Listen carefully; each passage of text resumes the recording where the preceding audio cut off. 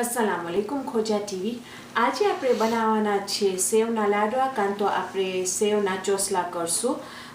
આ રેસીપી છે એ મારા બચ્ચાઓને બહુ જ ભાવે છે, તો હું તમને બે જાતના બતાવીશ। આપણે લાડવા તરીકે તમને બતાવીશ ને ચોસલા તરીકે તમને બતાવીશ। તો ચાલો આપણે શરૂ કરીએ। હું તમને બતાવું કે આપણે શું શું જરૂર પડશે।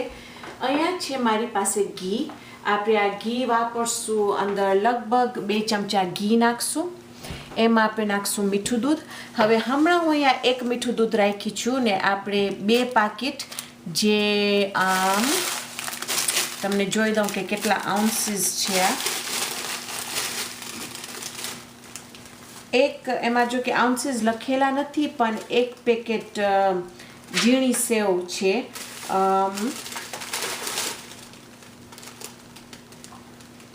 અને અવિતામ પેકેટમાં આવે છે ને તમે જ્યારે અવિતામ પેકેટમાં લ્યો ત્યારે એને આપણે અવિતામ તોડી નાખજો ને જો તમે એને તોડી નાખશો તો તમને બહુ આસાન પડશે એને તરવા માટે આપણે ઘીમાં।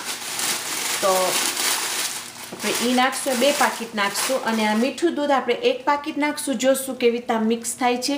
કોઈક વખત 1 થઈ રહી છે, કોઈક વખત 1થી જરાક વધારે નાખવું ખપે છે ને આ જે મારી પાસે કેન છે એ 14 આઉન્સનું કેન છે ને અહીંયા છે મારી પાસે આ છે નારિયેલ, જે ખોરું નારિયેલ છે, ડેસિકેટેડ કોકોનટ કે છે એને સૂકું નારિયેલ છે ને મીઠું નારિયેલ નથી, મોરું નારિયેલ છે ને અહીંયા છે મારી પાસે થોડાક પિસ્તા જેને હું ગ્રાઇન્ડ કરી નાખી છું ને એ આપણે અંદરે નાખશું ને એને ઉપર પણ છાંટશું। તો ચાલો આપણે શરૂ કરીએ।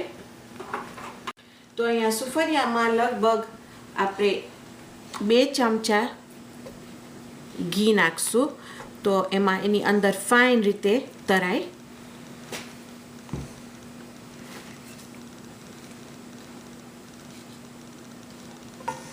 એક વખત ઘી ફાઇન રીતે ઓલું થઈ જાય,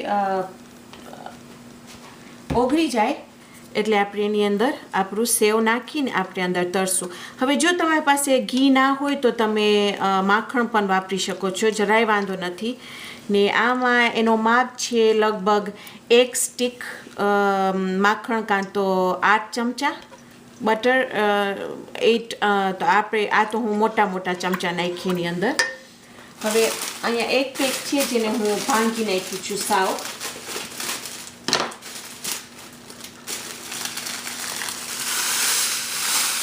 અને જેટલું વધારે ભાંગેલું હશે એટલું જ વધારે તમને આસાન થશે મિક્સ કરવા માટે। ને હજી જો તમે જોશો ને તો હજી આખા છે વચમાં, તો એને આપણે સાવ આમ ભાંગી નાખશું।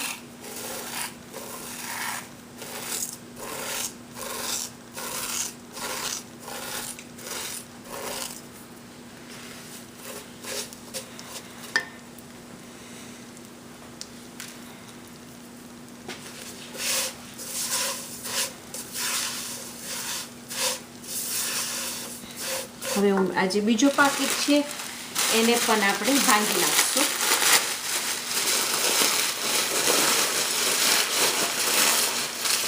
ત્યાંથી તમે બફુલીમાં નાખીને ભાંગી શકો છો, પણ મને આ અવિતામ ભાંગવાનું આસાન લાગે છે।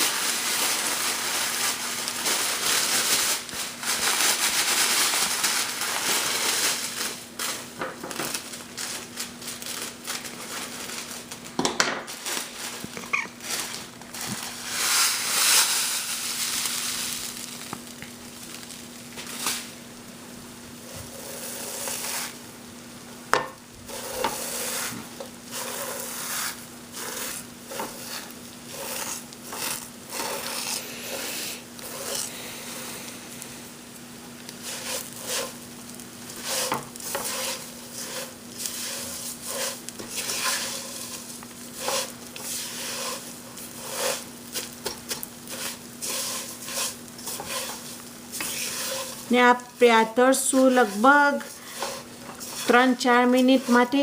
પક્કા તમને ફાઇન સુગંધ આવવા મળશે ને તમને ખબર પડી જશે કે સેવ ફાઇન તે કડક થઈ ગઈ છે। તો હવે આ જો 2-3 મિનિટ થઈ ગઈ છે ને, તમને ખબર પડી જશે કે આમ ફાઇન રીતે જો શેકાઈ ગઈ છે.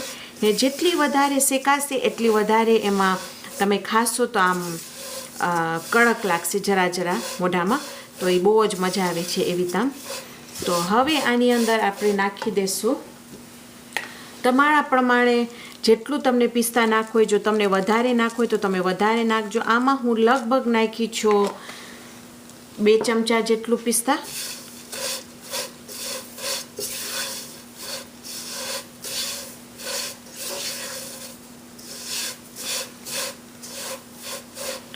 પછી એની અંદર આપણે નાખી દઈશું લગભગ 2 થી 3 ચમચા આપણું નારિયેળ.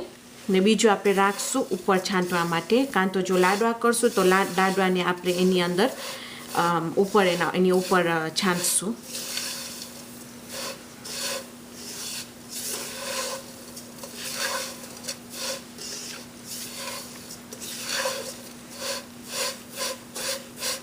ઓકે, તો હવે બેસિકલી એક વખત ફાઇન રીતે શેકાઈ ગયું છે ને આપણું ચૂલો હજી ઓન છે.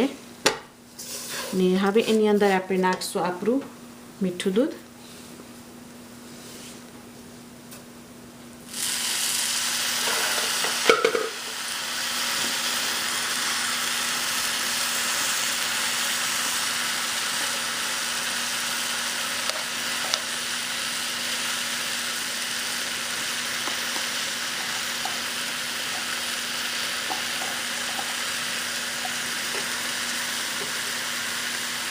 અહીંયા હું બીજું પણ ખોલીને રાખી છું જો કદાચ આપણને જરૂર પડે.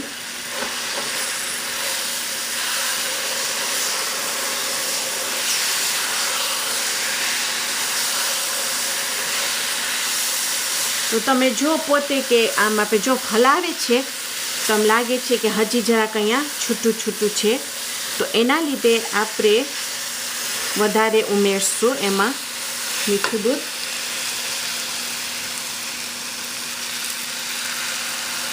ને હું અડધો કેન નાખી અંદર. અડધો તો લગભગ આપણે કે 7 આઉન્સ વધારે.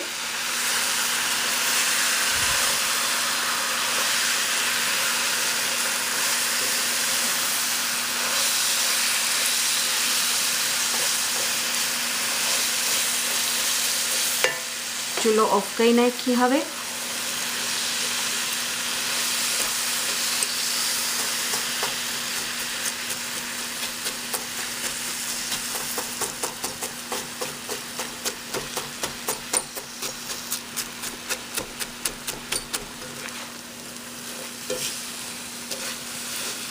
જો ફાઇન તે હવે તામ મિક્સ થઈ ગયું છે.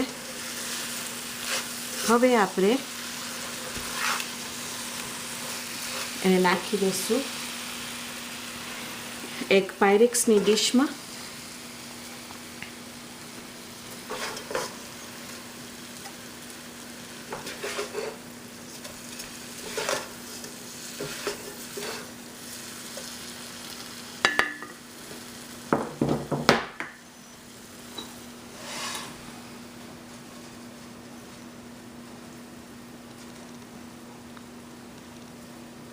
આ તમારા ઉપર છે કે તમને જેટલું એનું થિકનેસ કેટલું રાખવું છે, એટલે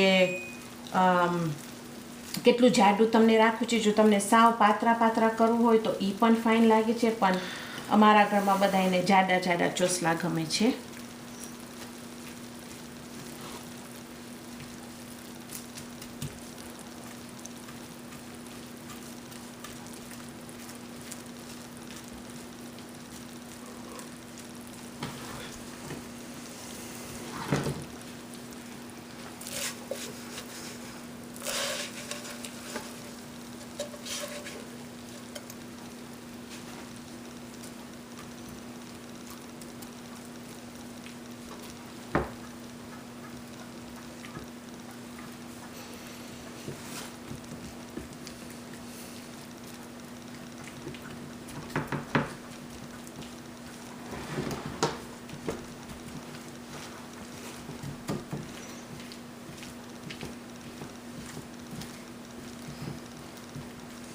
ઓકે, હવે આની ઉપર આપણે લેશું આપણું થોડુંક નારિયેળ ને એ આપણે એના ઉપર છાંટી નાખશું આવી રીતના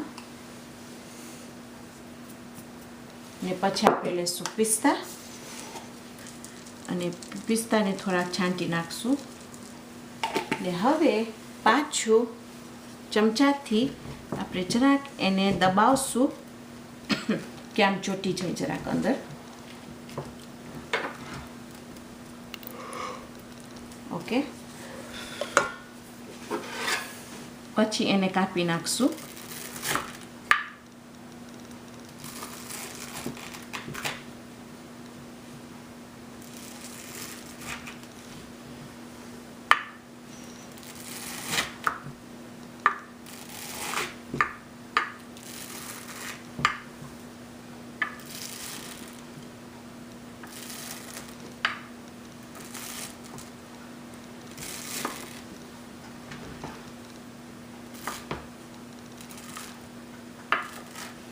ને આપણે રાખી દઈશું ઠરવા માટે ને એક વખત ઠરી જાય એટલે પછી આપણે એને પ્લેટમાં નાખશું હવે જ્યાં સુધી આ ઠરે છે ત્યાર સુધી આપણે આપણા લાડવા કરશું ને હું તમને બતાવીશ કે આપણે લાડવા કેવી રીતે આમ કરશું અહીંયા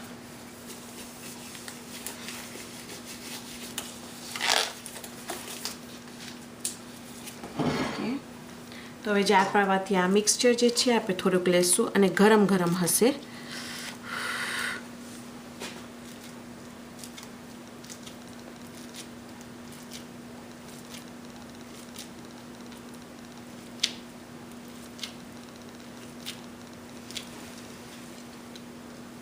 જોયા એને આમ ફાઈનથી આપણે લાડવા જેમ કરી ને પછી આપણે એને નારિયેળમાં આવી રીતના બોરી નાખશું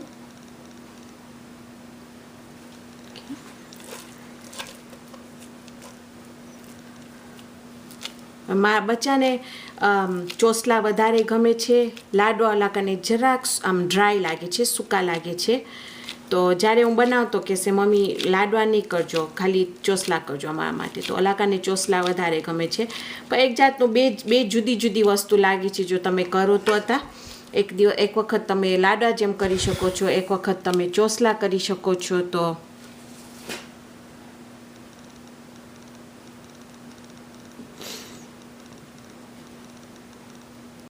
આજે આપણે બનાવી નાખ્યા છે આપણા લાડવા અહીંયા છે લાડવા અને અહીંયા છે આપણા ચોસલા ને અહીંયા છે મારી પાસે સુમૈયા આ મારી 8 વર્ષની છોકરી છે અને એને આ બહુ જ ભાવે છે તો હું એને બોલાવું ટીવી ઉપર એને તમને કાને બતાડું કે ઈ ખાય છે ને એને કેવી રીતે આમ ગમે છે તો સુમૈયા ટ્રાય કર